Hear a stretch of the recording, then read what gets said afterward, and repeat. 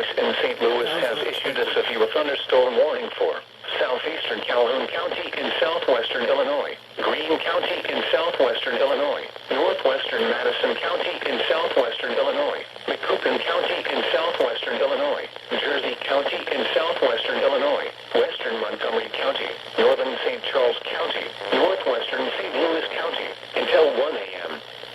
At 12:07 a.m., severe thunderstorms were located along a line extending from near Carrollton to 7 miles west of Grafton to near Dardenne Prairie, moving northeast at 80 miles per hour. Expected hazards include 60 miles per hour wind gusts. Severe weather has been confirmed by train spotters.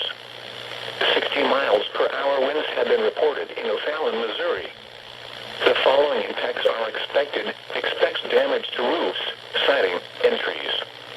Locations impacted include O'Fallon, St. Charles, St. Peters, Florissant, Alton, Maryland Heights, Hazelwood, Godfrey, Bridgeton, Dardenne Prairie, Wood River, DeFalto, Jerseyville, Litchfield, Blackjack, Carlinville, Weldon Spring, Staunton, Verdon, and Gillespie. This includes the following highways: Interstate 55 in Illinois between exits 41 and 63.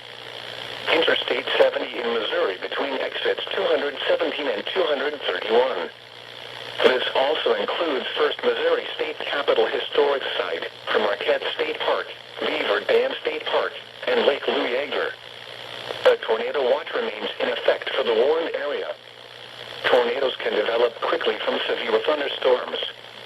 Although a tornado is not immediately likely, if one is spotted, act quickly and move to a place of safety inside a sturdy structure such as a basement or small interior room.